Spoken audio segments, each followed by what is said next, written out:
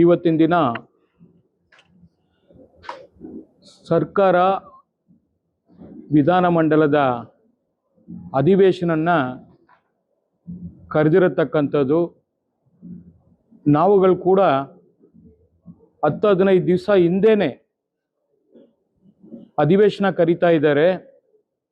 ಇಂಥ ಸಂದರ್ಭದಲ್ಲಿ ಒಂದಷ್ಟು ಚರ್ಚೆಗಳನ್ನು ಮಾಡಬೇಕು, ಸರ್ಕಾರದ ಕಿವಿ ಹಿಂಡಬೇಕು, ಒಂದಷ್ಟು ಪ್ರಶ್ನೆಗಳನ್ನು ಕಳಿಸಿ ಸ್ಟಾರ್ಟ್ ಆಗಬೇಕು, ಅಂಥ ಸ್ಟಾರು ಕೂಡ ನಮಗೂ ಸಿಗಬೇಕು ಅಂತ ಹೇಳಿ ಒಂದು ಆಸಕ್ತಿ ವಹಿಸಿ ನಾವು ಸದನಕ್ಕೆ ಹೋಗ್ತೀವಿ. ಆ ಸದನದಲ್ಲಿ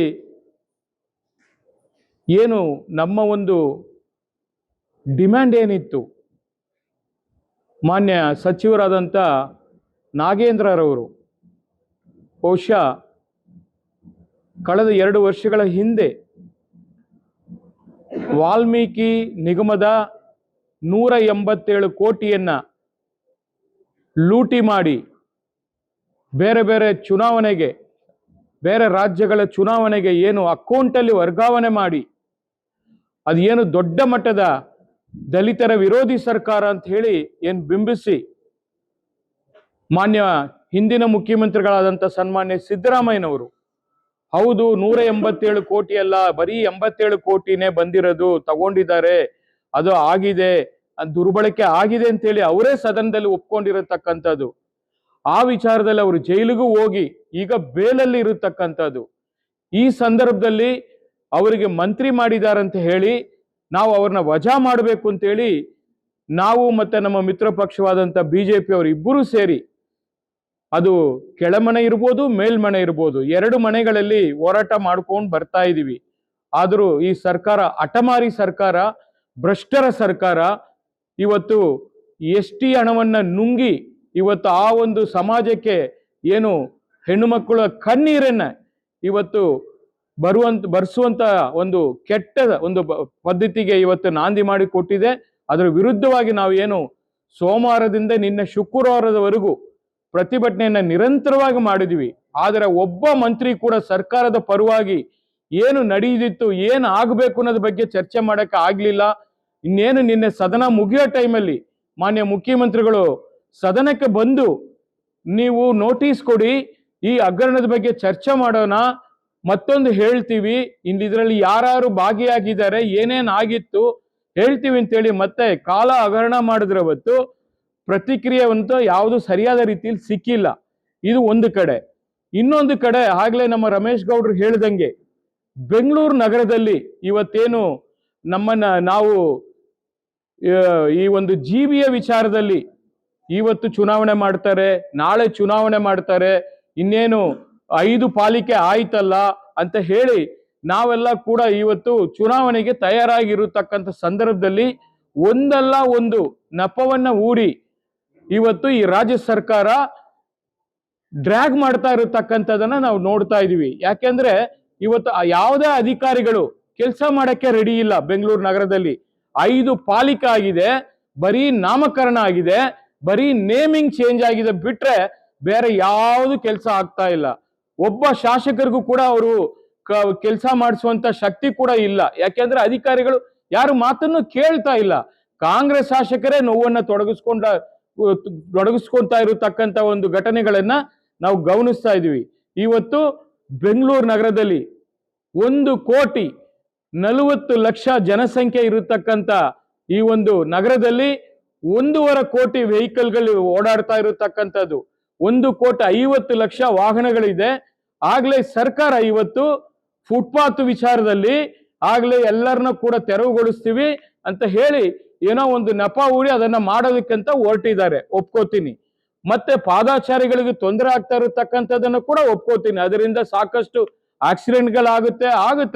ಅದಕ್ಕೆ ವಿಶೇಷವಾಗಿ ಅವ್ರಿಗೂ ಪರ್ಯಾಯವಾಗಿ ಬೇರೆ ವ್ಯವಸ್ಥೆಯನ್ನು ಕೂಡ ಸರಿಯಾದ ರೀತಿಯಲ್ಲಿ ಮಾಡಿ, ಕೆಲವರಿಗೆ ID ಕಾರ್ಡ್ಗಳು ಕೊಟ್ಟಿದ್ದಾರೆ, ಕೆಲವರಿಗೂ ಕೊಟ್ಟಿಲ್ಲ.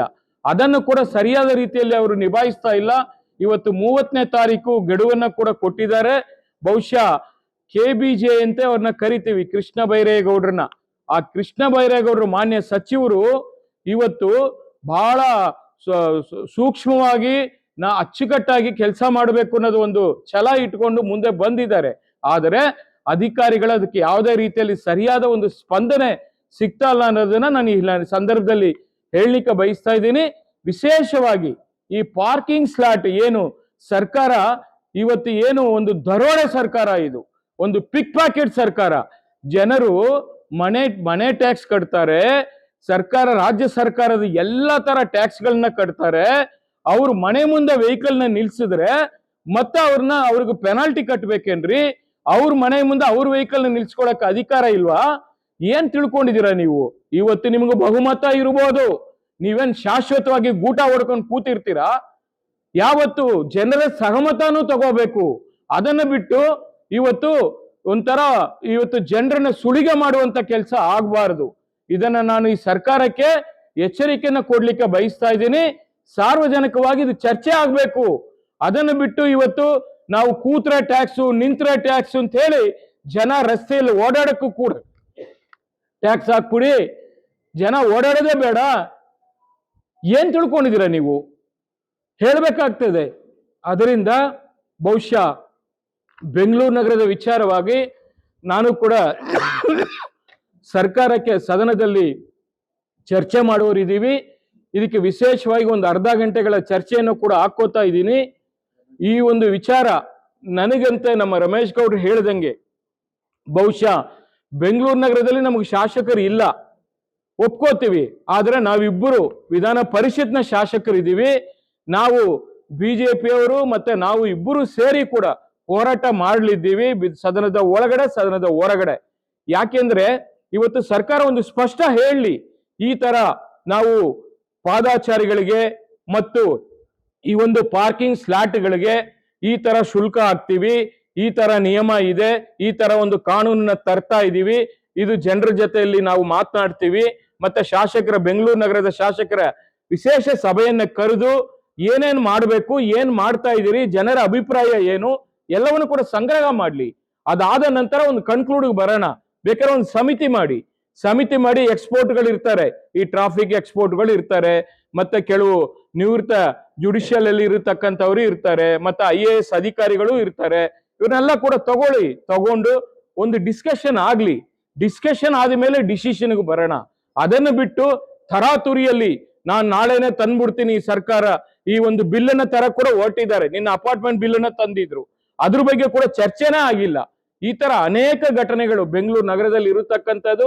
ಬೆಂಗಳೂರು ಇವತ್ತು ದೊಡ್ಡ ಮಟ್ಟದಲ್ಲಿ ಇಡೀ ರಾಜ್ಯದಲ್ಲೇ ರೆವಿನ್ಯೂ ಕೊಡುವಂತ ಒಂದು ಸರ್ಕಾರಕ್ಕೆ ಒಂದು ಸ್ವರ್ಗ ಭೂಮಿ ಇದ್ದಂಗೆ.